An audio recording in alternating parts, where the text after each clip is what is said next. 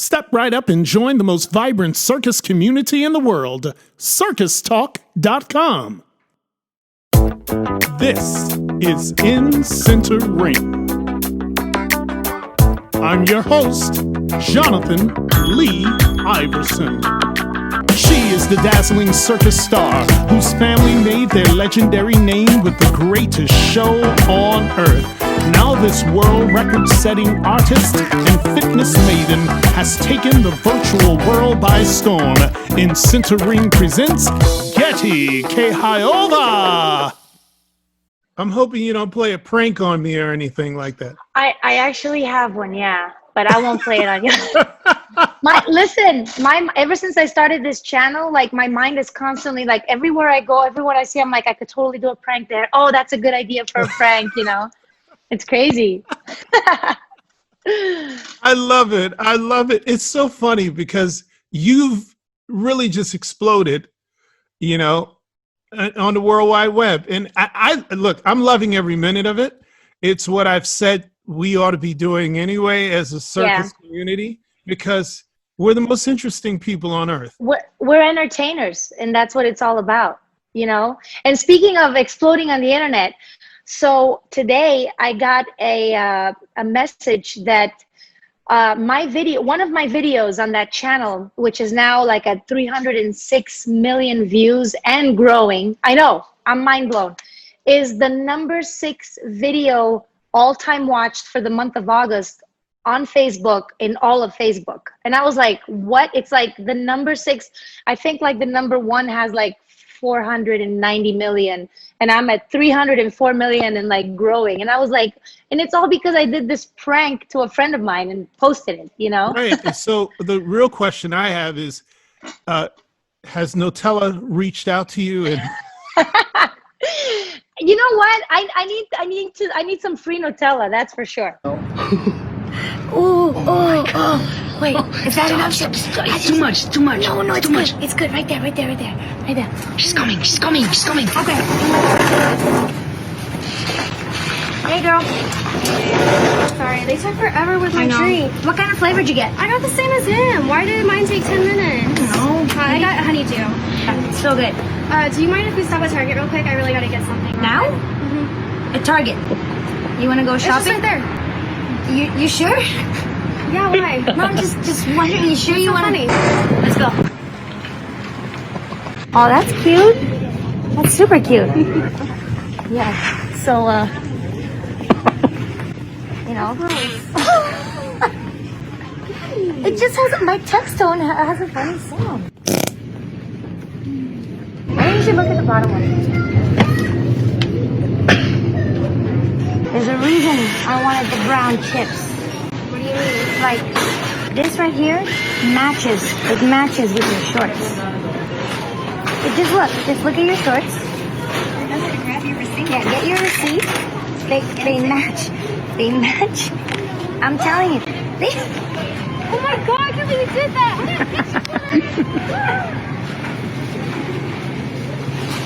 I mean, that prank was like, I said, and I kept watching the numbers go up, because the first time I saw it, it was like at 25 million views. I said, 25 million. I know. Because that's how I feel. Jokes are universal. Exactly. And I think what works well with this particular video that I was talking about, that's 300 million and growing, is not the Nutella video. It's another video where my son Maximus and I prank our friend, where he puts his feet kind of in a laying position over me. And then it looks like I'm doing a contortion trick holding his feet, but it's, you know, but it looks like they're my feet and my legs are bent over. Did you see that video? No. Okay. So that video is the one that I'm talking about. And it's seriously mind blowing how fast it can grow. And it's all about visual. It's not so much about talking. We're more like, shh, come here, follow me, get on top. She's not looking. And I think a video like that can definitely grow because it doesn't require, you know, there's no language barrier. Like, people don't need to understand English to be able to see it. Kind of like a clown gag in the circus. When you watch a clown gag, or even any circus act, the reason I said clown gag is because it's comedic, it's funny what I did. But like any circus act or anything that we do in entertainment, you can just watch and enjoy and laugh. You don't have to understand the language. And that's the beauty of laughter and Yeah. joy. You're a joy peddler. Ah, And thank you've you. always been a joy peddler. I mean, listen, you come from a wonderful circus family, beautiful circus family. Thank you. And I mean, you just have this sunniness about you. You even get your mother in on a gag. You I have no know shame. she loves It's it. wonderful. I know she's so funny because obviously my mom, she's 73 years young, She looks and great. she's retired for over 30 years or 40 years from doing the teeterboard act.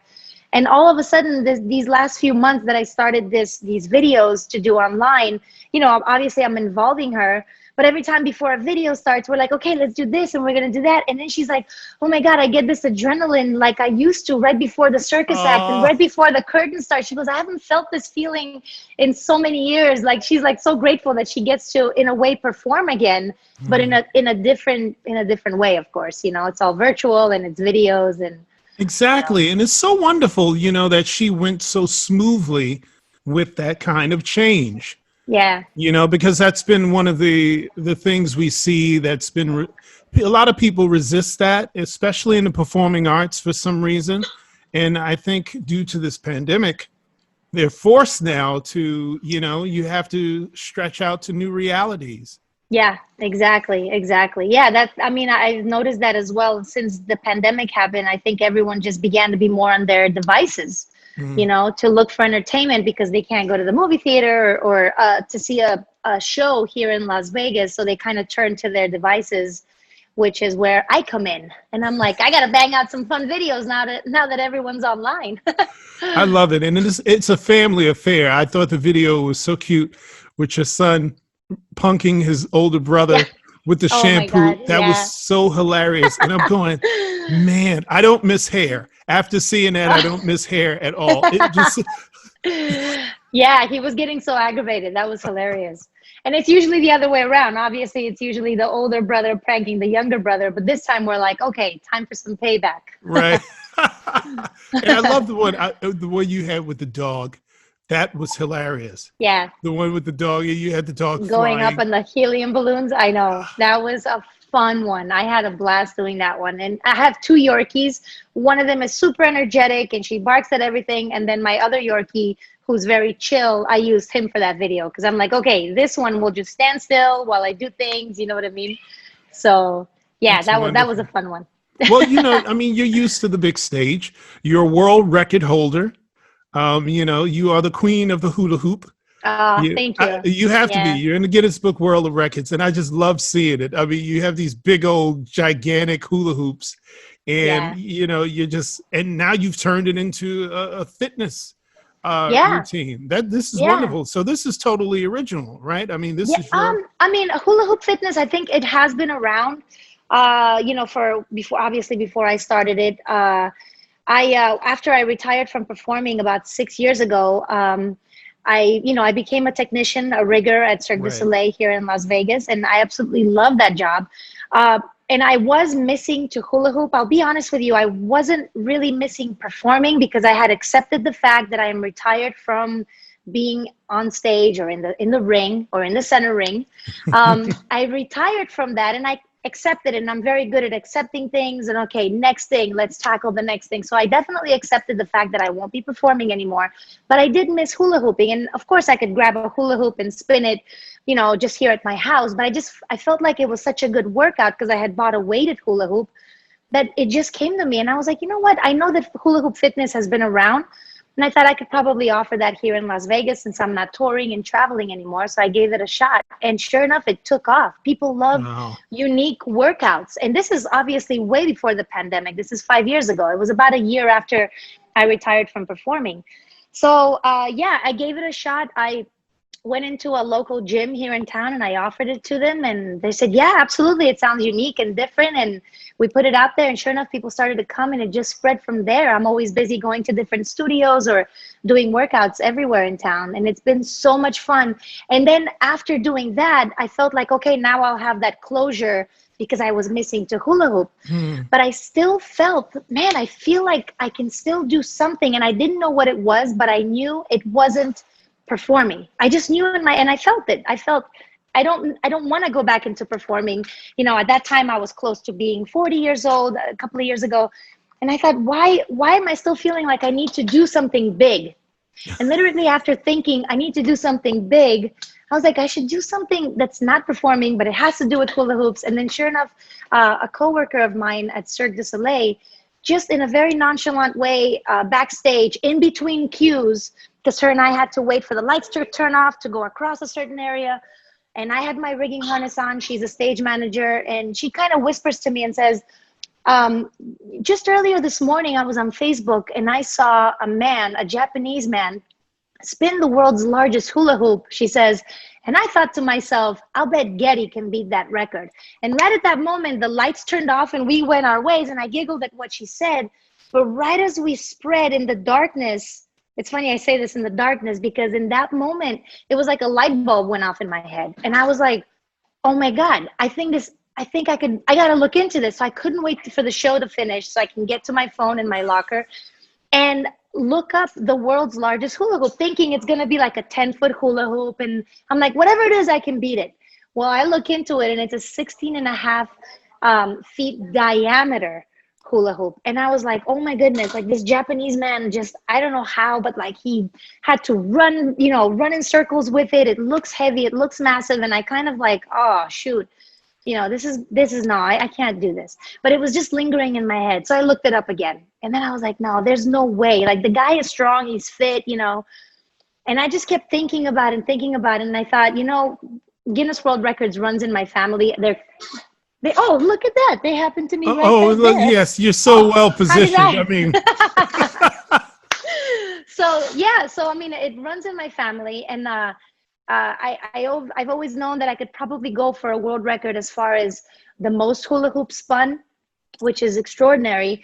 And my sister at one point, Dessi, she had actually beat that record back in 1991 on the Regis and Kathy Lee show when we were at Madison Square Garden with Barnum and Bailey Circus.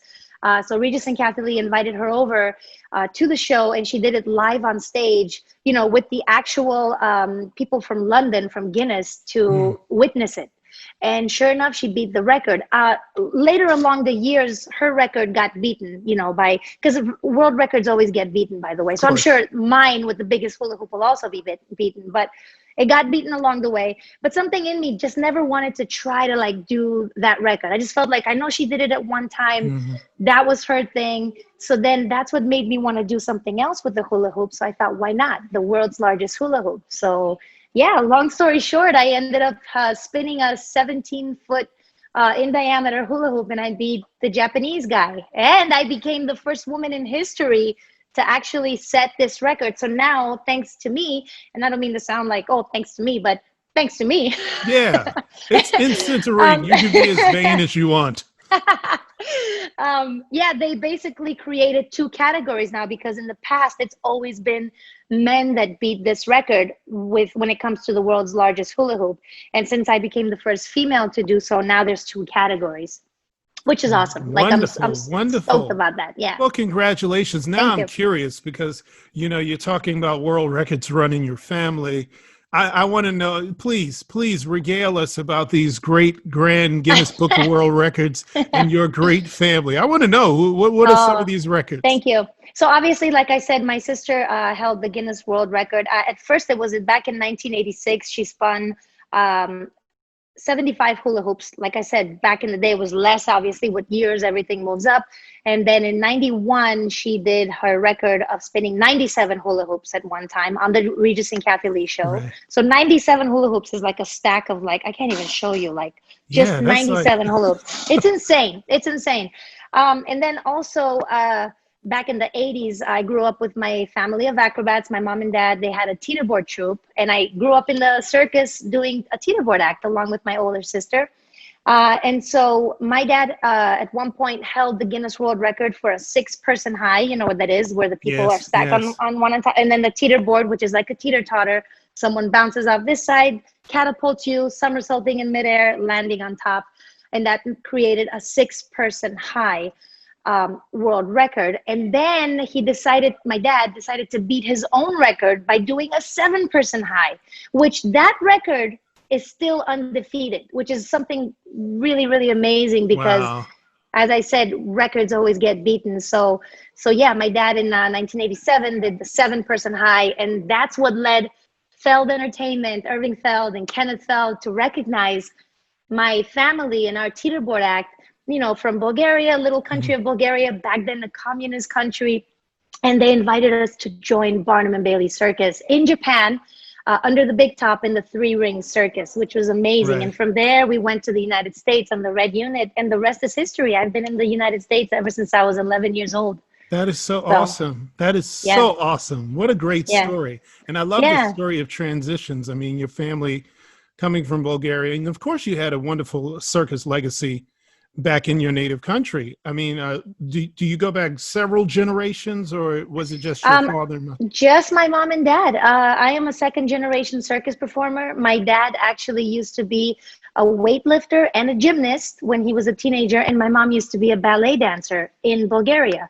So a long time ago, there was a man that wanted to put together a teeterboard act in Bulgaria. So he went to the ballet to choose ballet dancers because they were thin, muscular, light to flip in midair. And then he went to the gymnastics places to pick guys that had big, strong legs, where he found my dad. So they basically got put together in this teeterboard act with other people. So they ended up traveling all over Europe performing teeterboard. And after that particular troupe that they were in, just kind of retired from performing, my mom and dad were dating at the time. So they decided to stay together and do their own adagio act, because they were both like acrobats. So they started doing an adagio act on their own, traveling through Egypt and Asia and all over Europe with their act. And then along the years, my dad just loved the teeterboard act because that's where they met and they were so familiar with it. So he decided to make his own teeterboard act.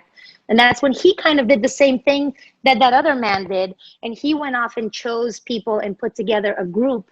And of course, everybody, wanted to be a part of something special, and they began to train. And later on, my sister was born, I was born. So we just grew up in this acrobatical teeterboard act, traveling the world.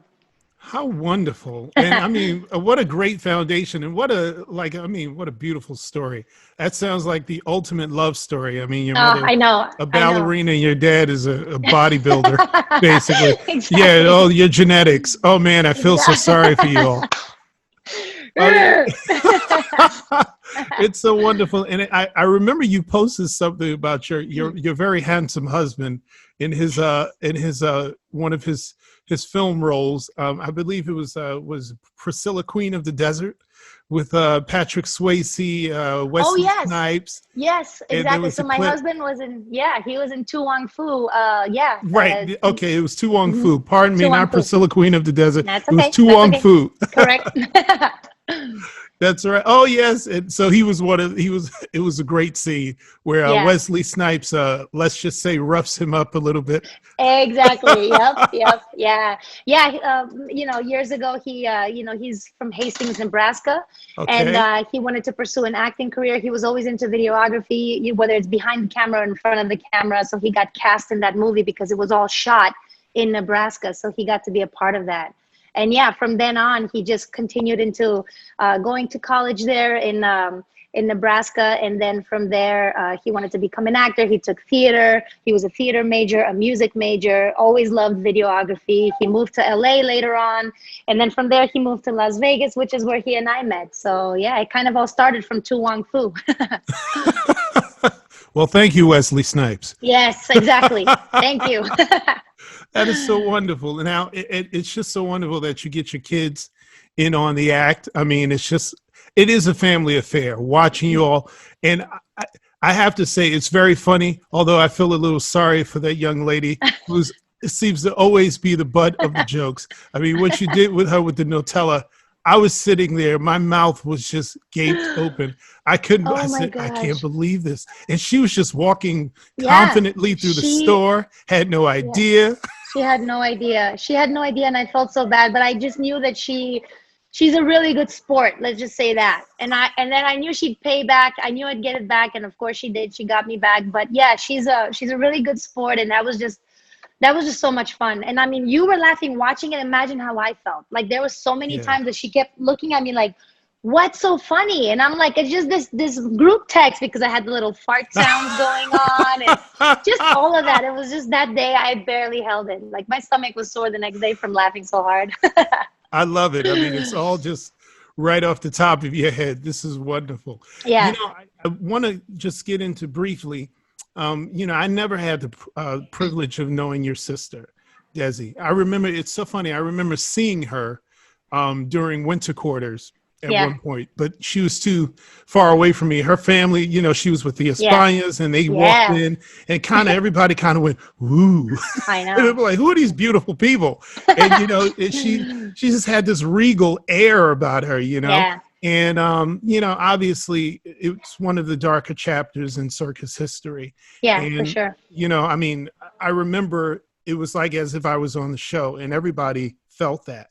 And I'm thinking of so many people now going through tragic change, dealing with COVID, losing loved ones, not knowing what the next steps in their lives are going to be, because this is such just a tremendous time period we're in. It is. And I always, you know, I see your family and you just emit joy, you know, and I thought to myself, you know, obviously that was just a tremendous time for your family. It was a terrible time. How do you manage after something so sudden and you know, so devastating? I mean, because obviously you're a close-knit family. You know, I don't think there are any families more close than circus families. Everything is so intimate. You travel, you live together, you work together, you fight together, you build together. And so I would really appreciate just knowing, how did your family cope from that moment on? How did you cope? So yeah, that was definitely the most difficult time of my life. I mean, ever, just to lose a sibling, and of course for my mom and dad to lose a child, you know, it was super, super difficult. At the time I was in Fort Lauderdale, Florida, performing at the Swap Shop. I don't know if you ever heard of that circus. There was a circus at the Swap Shop in Fort Lauderdale when we got the bad news. And yeah, we flew out to St. Paul, Minnesota immediately, and it was too late by the time we got there. It was such a difficult time. You know, my parents were retired from performing at that time from our theater board act. My sister was happily married with her family performing. I was, you know, performing elsewhere. And yeah, it was just extremely difficult. Of course, my parents flew out at that time, and it was, you know, going to the gold unit of Ringling Brothers Circus after that tragedy and just seeing the entire circus be together at such a difficult time. It was overwhelming, you know, in a terrible way, but in a good way, just to see everyone being there for you. So it was definitely one of the hardest things I've ever experienced. And I've been through quite a few bumps, you know, in my life with other things, but that particular thing was the hardest, because her and I especially were so close, you know, with everything. I mean, when my parents retired from circus, I was only 15 years old on Ringling Brothers Circus. So she was my guardian as her and I continued on Ringling for another 2-year tour, while my mom and dad retired and flew to Bulgaria. So they were relying on her to basically raise me. And 15 years old, it's a difficult time. I was a teenager on Barnum and Bailey, you know. So she was definitely a very good mentor and the perfect person to be my guardian, you know, and I still think she's my guardian angel. But she pretty much raised me, and she always raised me to be strong no matter what, to be positive no matter what. She would like always tell me, like, there's no matter what comes ahead in life, just always tackle it, always be there, be strong for the loved ones. It was almost like she was preparing me, because every time I think back, I'm like, my goodness, I think it's just so weird how it all happened, because everything she taught me and the strong person she taught me how to be came to effect after she was gone, because then I had to be there for my mom and dad and make sure, especially for my mom, you know, you can just imagine how devastated she was. We all were. And that she just really taught me so much on how to be strong and how to be positive. And it took a long time to answer your question. It just took years to kind of move on, because it was so hard. And then of course I continued performing my hula hoop act the act that she taught me how to perform. So every time I performed that act, and it was just, she was constantly in my head. It was just really, really tough because you couldn't get away from it. It was just, you're in the circus, you're in the ring, people seeing me and going, oh my gosh, you look so much like your sister, which didn't sadden me. If anything, it made me feel good because I felt like people were somehow still seeing her through me, you know? Yes. So it was not easy, and it took many years. And my main goal at that time, in those tough years and those tough times, was just to make sure that my mom and dad were good and they were okay. And that was really tough, you know, because they struggled a lot, you know. But over the years, you know, I mean, when these things happen, you know, people in some ways move on, and I took the best of everything that she taught me, you know, as far as especially about being strong and about being positive and about looking at the good things and everything. So I really applied that to myself, and I still do now, even though this pandemic is happening and it's just awful things in the world happening. You know, I'm thankful that my family, close friends, my network friends, just I'm thankful that people that I know are safe. And I'm just trying to, instead of let this pandemic bring me down, because I've seen it happen left and right to people, and I don't want to get to that, you know. Right. So instead, I'm just trying to project positivity to both my sons, to Maximus and Xander, who are a lot like me, actually. They're both energetic. Yes, and I I've make noticed. Sure, yeah, so of course, you know, especially with Xander, who's 10 and he's scared, and, you know, seeing all these things happen, it is difficult and challenging. As you know, you have kids of your own, you know, on how to make them feel safe. And that's my number one thing. And honestly, I'm glad that my kids are not going to school. They are doing school online virtually, but they're not attending school. And we've been really good at staying home, staying safe. And if we go out, social distance, and we hope everybody else is doing that, you know? Yeah. So, yeah. I mean, I think you're not only a joy peddler. I think you've given us a great lesson on how to weaponize joy, you know, and joy is it's a superpower, you know, and I agree. I would think, you know, you stepping into that role of caring for your family was your own way of healing as well, you know, and I've heard people who have grieved deeply about a loss of any kind, how helping others has been a part of that. I have a friend of mine, she lost her daughter, and she talked about how, you know, you never get over it, but your heart grows over the pain. And I mean, for you to speak about every time you put that hula hoop on and she's there. And of course, look, I mean, I've always said that about your family. I'm like, man, you know, you all really look alike. You know, I mean, you all have your mother's face, and it is so true. I do see your sister, I see your mother, and it's a beautiful legacy. And I think how you've, you know, gone on and lived your lives and created these legacies, especially this legacy of joy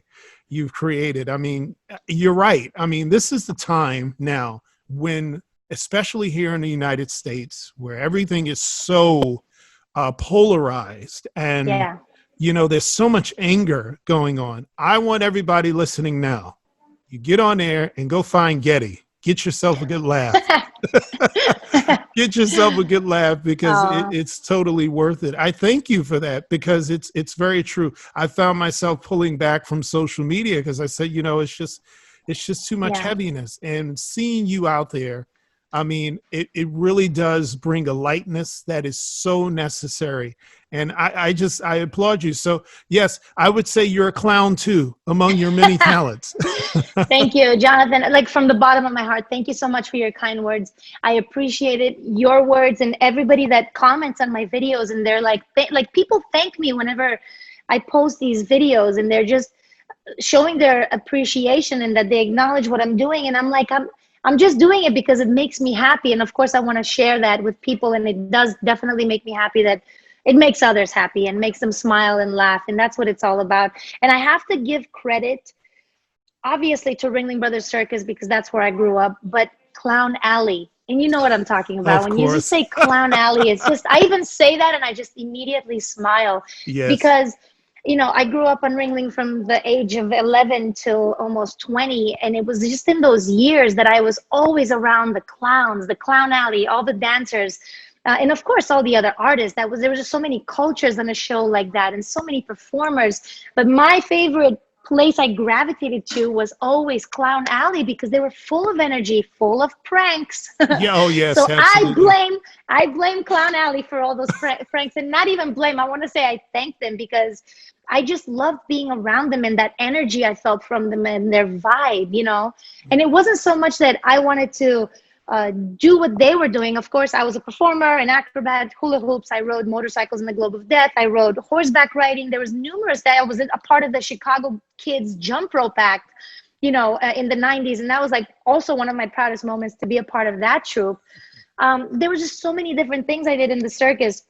And none of those were ever where I had to be a clown in the ring. But I think outside the ring and just hanging out with everyone from Clown Alley, all those clowns, just, you know, I love their energy. And I think I kept that with me. And after I left Barnum and Bailey and went on with my life, there was just always that ball of energy from them, you know. And I still get to see a lot of them here in Las Vegas because a lot of them are out here. So it's just been great. I really think they're the best and worst babysitters you could ask for. That's true. Because they will keep your kid occupied. And then the worst is that your kid picks up all these weird little habits. I saw it with my children. I was like, every time I leave they're safe. The kids are completely safe there, but they're going to come back a little more creative, so to speak. Exactly. It's a lot of fun. Now, what's next for you? Now you're creating your online empire. Have corporations reached out to you? Nutella, I don't know what's wrong with you people, but I went out and bought some Nutella because of this woman right here. Oh my you God. all need to reach out. 300 plus million views. Come on. So I think Nutella might actually be mad with me because of how I use their product. I don't know. Maybe that's why they haven't reached out. I should make another video using their product in a more positive, in a different location rather than where I placed it. Anyway, just what's next for me? Honestly, I am definitely one to just always move on. So because I worked as a rigger, I just use that term as in past tense, which is still weird. You know, on Cirque du Soleil, I'm a rigger, a technician, and obviously all the shows are down right now and I'm not working there, but I definitely continued with my hula hoop fitness classes, which I teach online virtually through Zoom, just like we are right now. And it's been so much fun doing that because I get a bigger reach. I have people from Germany, from England, from Mexico, just all over the world. People are joining my classes, and it's something I couldn't do here in Las Vegas, being in one town. So that's just been amazing for me. And initially, I just, you know, you want to think ahead. And I thought, okay, if I don't get my job back at Cirque, I got to pursue this. I wanted to have a plan. I'm always someone that I need to have a plan rather than, okay, what now, you know? So of course, naturally, I gravitated to continuing to be a fitness instructor, which I will continue doing so. But because these videos of mine have just taken off, and now I have a channel that's a Facebook channel, and it's just being seen by so many, I'm definitely going to pursue that too. So to answer your question, the next thing I'm doing is definitely continuing with teaching online classes with my hula hoop fitness instructing, and then continuing to make these awesome, funny videos. Wonderful. Please keep the joy coming. Keep it coming. Ladies and gentlemen, children of all ages, she is the wonderful Getti! Woo! Hey, I noticed you didn't say my last name because you might butcher it, and that's okay. I didn't want you to. I'm so glad you didn't say my last name. By the way, I want to say the last name. How do I say it? It's Kehayova. That's it? Yeah, Kehayova. All right, well, take two. Here we go. Okay. Ladies and gentlemen, children of all ages, she is the one, the only Getti Kehayova! Yeah! Oh my God, I got the chills.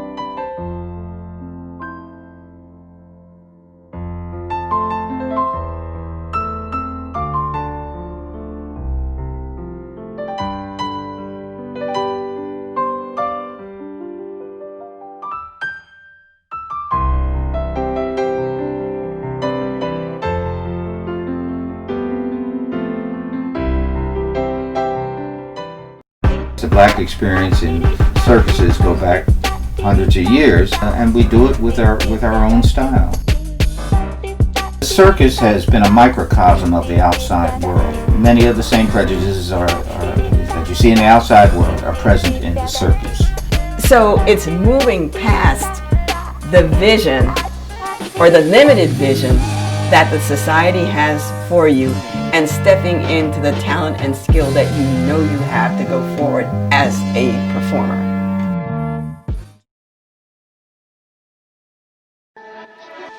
The circus is a vast international community, and there's only one place to connect for jobs, events, the latest news, and so much more. CircusTalk.com. Join today.